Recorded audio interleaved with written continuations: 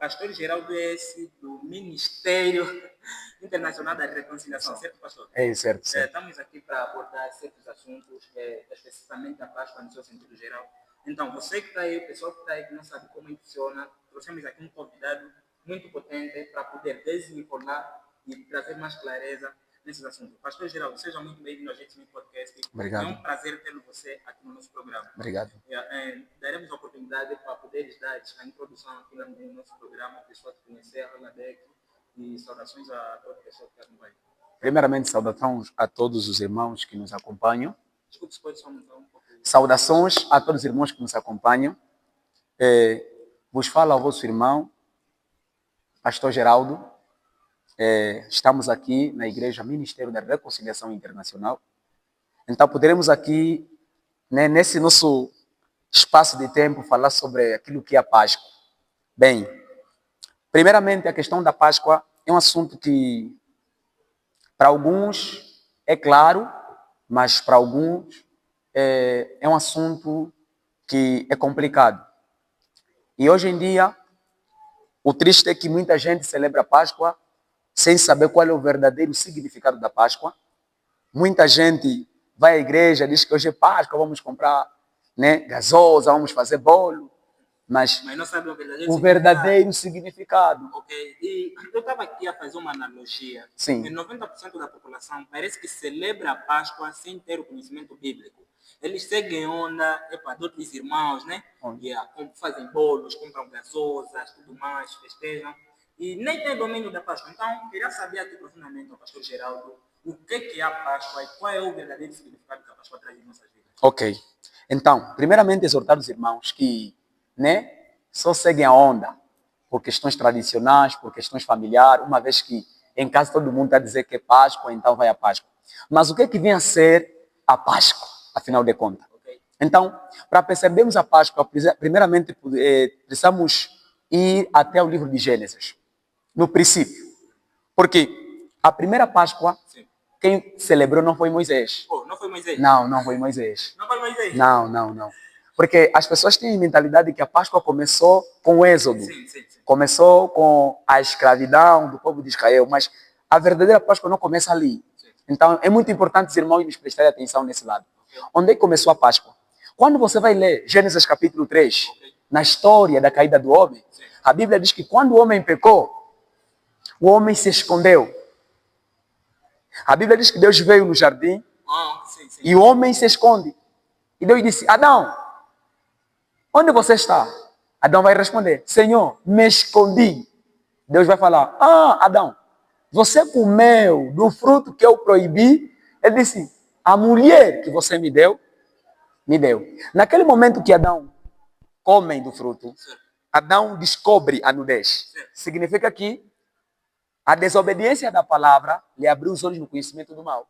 Okay. E naquele momento o homem, com a vergonha, porque o pecado traz vergonha. Sim, o pecado traz vergonha. Não foi Deus que se afastou do homem, foi o homem que se afastou de Deus por causa do pecado. Agora você vai notar, deixa eu terminar o raciocínio, você vai notar que a Páscoa começa ali. Por quê? Como assim, pastor Geraldo? Porque quando Deus encontra o homem nu por causa do pecado, a Bíblia diz que Deus vai matar um cordeiro, vai vestir o homem. Você vê que Deus vai matar um inocente para cobrir o quê? Um culpado.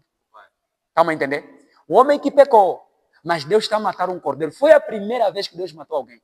Matou um inocente. Para quê? Para cobrir quem? Um culpado. Mas Deus matou o inocente? Deus matou, porque o cordeiro que Deus matou, que Deus sacrificou no jardim, representa Jesus. Esse cordeiro que Jesus matou, esse cordeiro que Deus matou, pegou as vestes, né?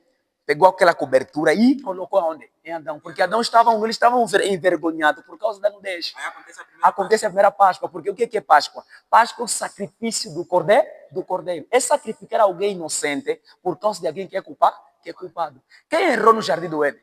Quem desobedeceu a Deus? Adão. Quem está fugindo de Deus? Adão. Mas quem está aí atrás de Adão? Deus. Através de quê? Não através dele sozinho, mas está a matar um cordeiro para cobrir o pecado de quem? De Adão. E uma curiosidade, São Pastor, olha, nós sabemos que Deus prevê o futuro. Sim. Se Deus prevê o futuro, como é que ele meteu mais uma árvore dentro do jardim que sabia que tarde ou cedo ia prejudicar o Adão? Ok. Primeiro, Deus nos deu o poder do livre-arbítrio. Temos que entender a questão do livre-arbítrio. arbítrio. Deus não fez o homem como se fosse um animal, tipo um animal de estimação ou um cabrito, né? As pessoas têm aquilo de costume, né? Meu cabrito lhe amarro, né? Lhe levo para comer, lhe faço voltar. Deus não nos fez assim. Deus nos deu o poder de quê? De escolha. Através do poder do livre-arbítrio, é por isso que é por causa disto que Deus coloca a árvore do conhecimento do bem e do mal. Disse, olha, homem, ficares comigo não é obrigatório, mas é tua quê? É tua escolha. Estamos a entender? Está aí a árvore. Porque Deus lhe disse, essa árvore é da vida, essa árvore do conhecimento do bem e do mal. Mas ele sabia que isso ia acontecer tarde ou cedo. Deus é omnisciente, nós não podemos negar isso. Mas a visão que você tem que levar como lição é que Deus não nos fez como escravo. Deus nos deu o poder de livre arbítrio. Significa que o homem não poderia ficar no jardim de uma forma obrigatória. Ele próprio sozinho poderia ficar ou poderia sair. Então, uma das maneiras que Deus propôs esse livre-arbítrio é colocando a árvore do conhecimento do bem e do mal. Aí, então, nesse caso... Aí o homem agora escolhe se vai desobedecer a Deus ou se vai quê? Obedecer a Deus. É o livre quê? O livre-arbítrio. Olha, nós temos que perceber, se não houvesse o livre-arbítrio, a árvore do conhecimento do bem e do mal não estaria lá. Porque o homem poderia viver e viver e viver e viver sem, tá a ver? Como se fosse um robô. Até porque se Adão não errasse, não haveria o poder da multiplicação. Haveria? O poder da multiplicação. Sim. Eu acredito que haveria. Haveria. A questão das espécies. Sim. Haveria. Por quê? Deus, desde o princípio, quando você lê Gênesis capítulo 1, capítulo 2, Deus já disse, frutificai e multiplicai. Antes de Adão ir na queda, Deus já tinha declarado que o homem poderia se multiplicar. Afinal, só para entender essa parte. Porque você tem que entender a origem, o princípio. Você lê Gênesis capítulo 1, Deus criou os céus e a terra, fez isso e aquilo, aquilo, aquilo. Capítulo 2, Deus fez o homem e disse, multiplicai-vos e enchei a terra. Quando Deus fala isso, Adão ainda não tinha quê? Não tinha pecado. Então a tua noção deve ser que não. A questão da multiplicação não tinha nada a ver se o homem tocasse naquela árvore ou não quer. Ou não tocasse. Então não tinha nada a ver com isso. Não tinha nada a ver com isso. Não deixa. Parece que depois de...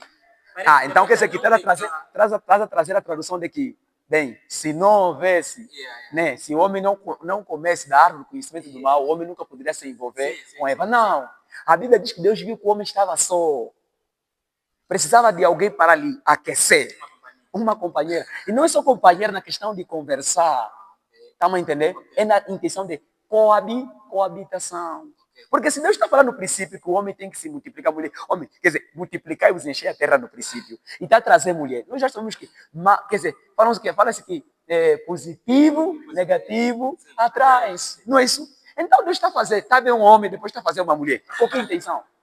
É só com a intenção de tipo ficar no lado dele e conversar. Não. Deus já sabia que esse aqui é positivo, esse aqui é negativo.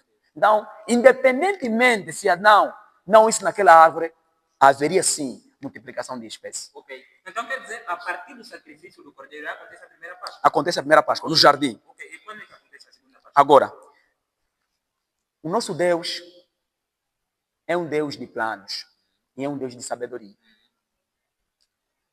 Quando Adão peca e Adão se esconde de Deus, Deus vai matar um cordeiro em símbolo de quem? De Cristo.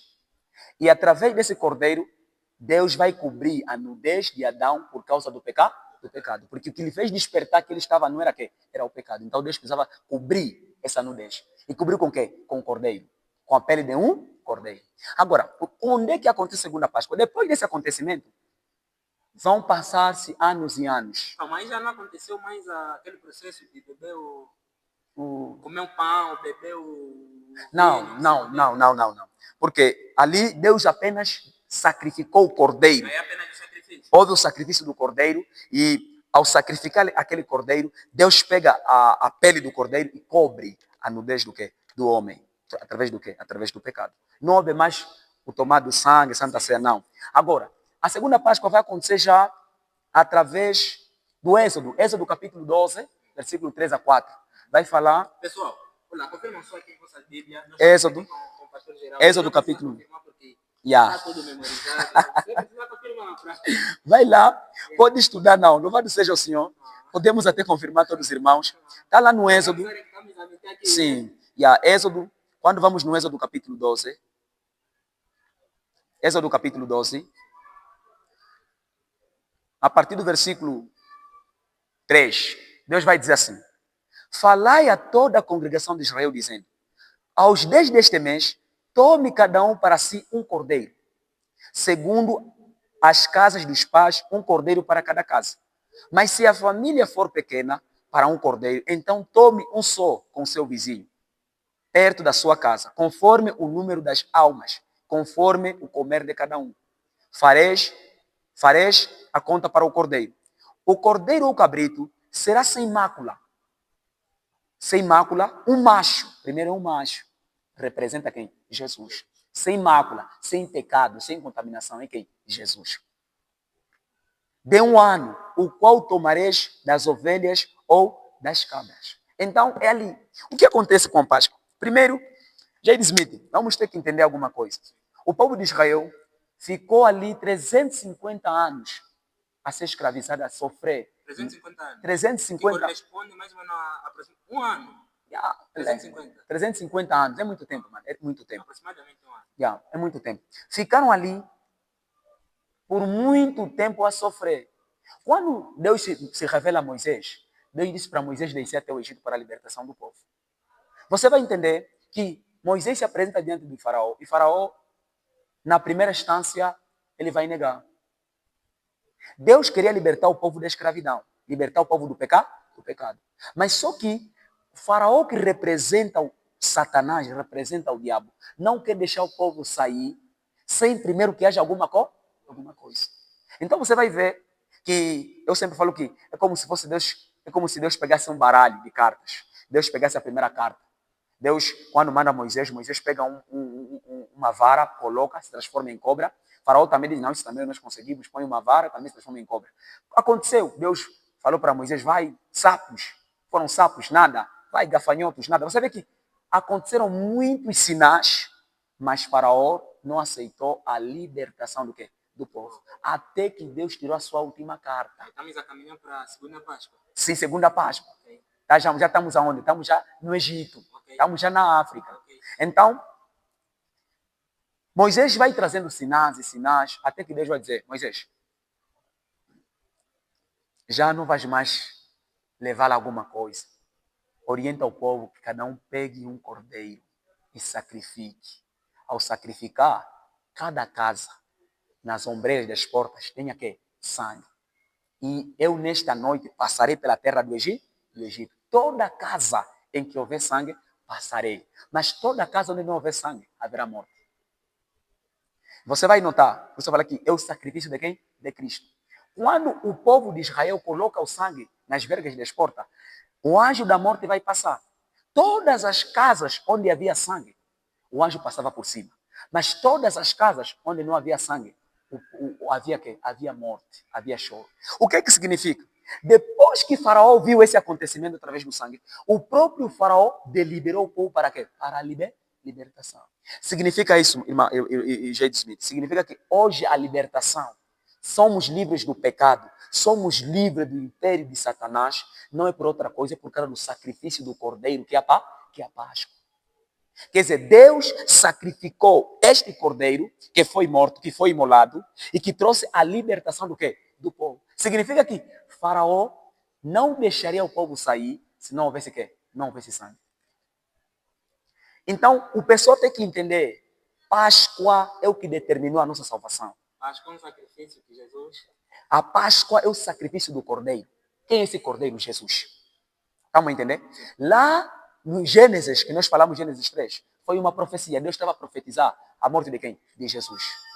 No Êxodo capítulo 12, Deus estava mais a falar, estava mais a profetizar por meio daquele cordeiro. Já no Novo Testamento, já não é mais cordeiro, agora é quem? É Cristo.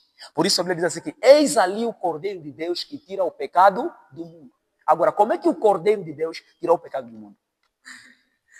É a Páscoa. É a Páscoa. Então, para aqueles, né, que são cristãos, para nós que somos cristãos, a Páscoa não é só uma festa tradicional. Não. A Páscoa não é só uma festa de conformidade. A Páscoa tem um significado importante e impactuoso nas nossas vidas. Sério? Se hoje temos salvação, se hoje oramos, se hoje pregamos, é por causa desse sacrifício de Cristo. E no Antigo Testamento, Sim. aí acontece já a última Páscoa.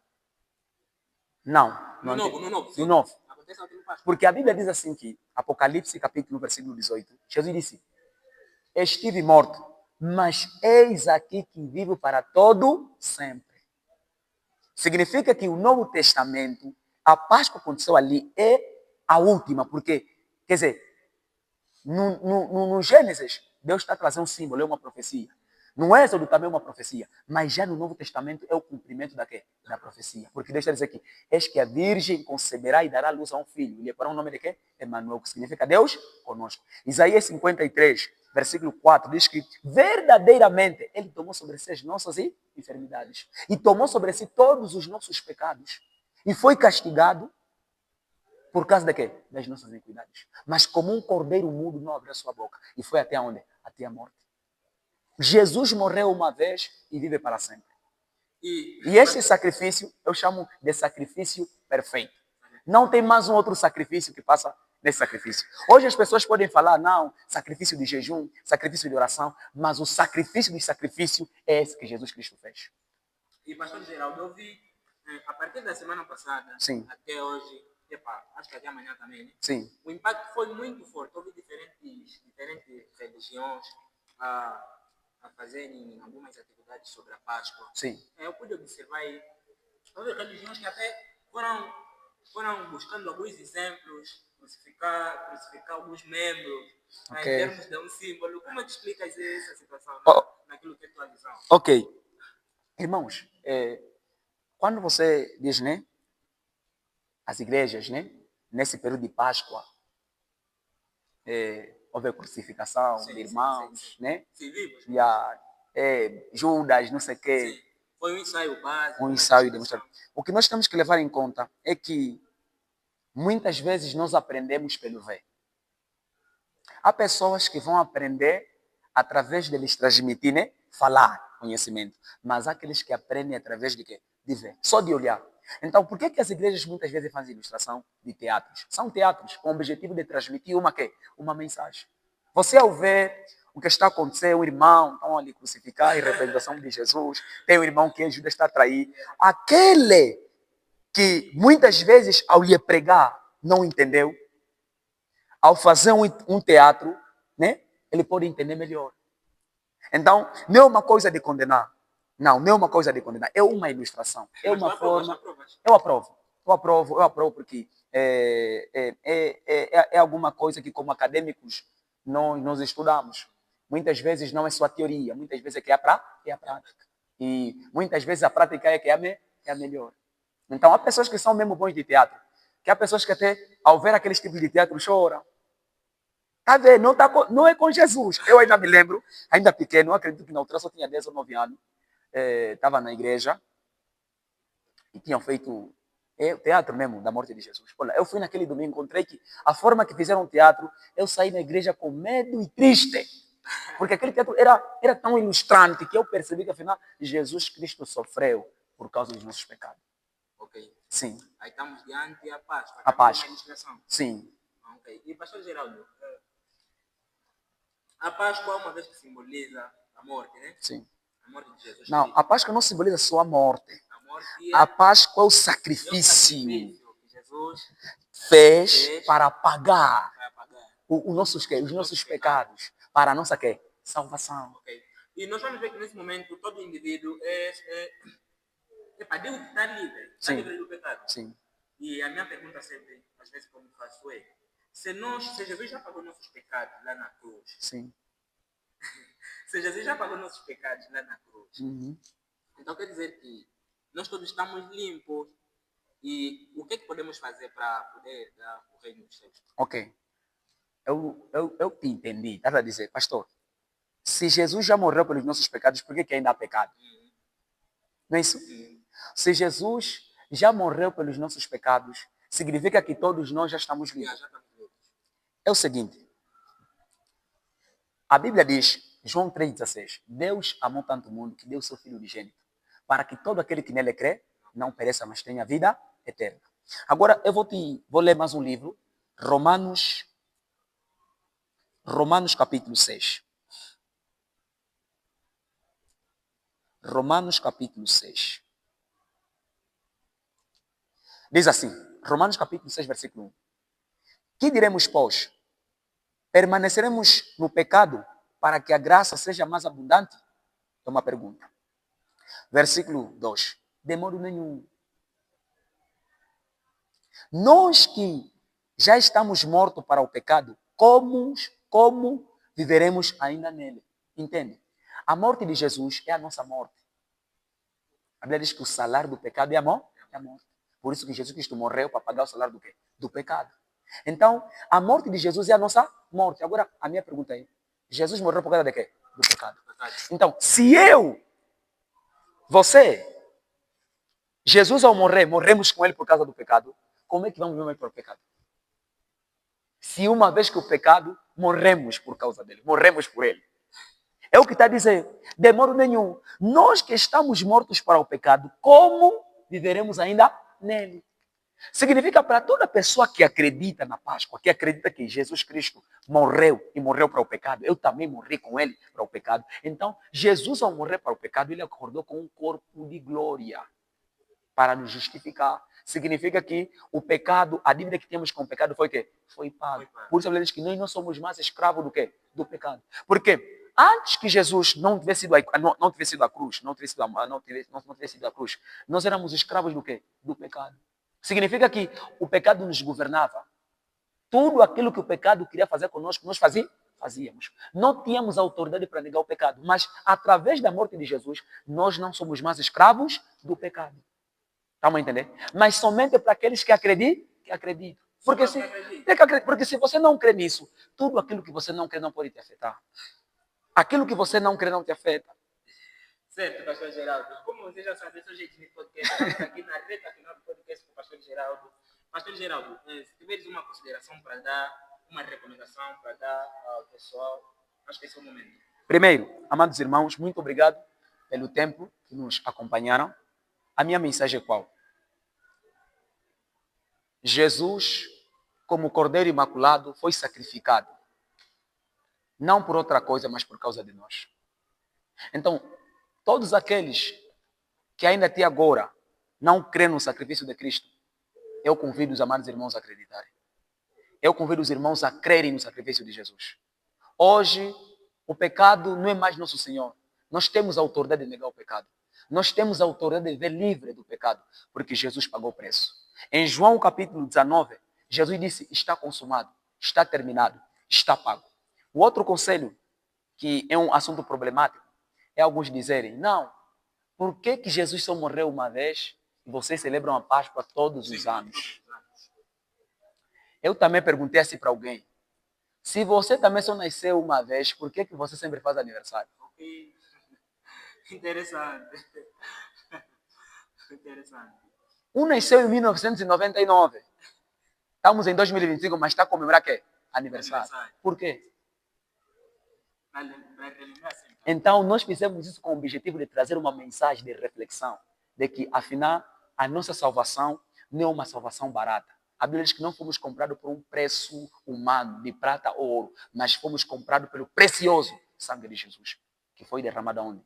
Na cruz. Então, nós vamos fazer no próximo ano, vamos fazer mais no próximo ano, vamos fazer mais, porque é um mandato de geração em geração. É uma ordenança de geração em geração. Então, você que tem julgado na Páscoa, Jesus morreu uma vez, mas vocês fazem, nós vamos mesmo fazer, porque é um decreto divino, é um mandato divino, e você também está a me ouvir. É de 2000 e quê? É de 1900 e quê? Mas você vai continuar a celebrar aniversário. Muito obrigado, amados irmãos. Que Deus Pai em Cristo Jesus vos abençoe. Obrigado.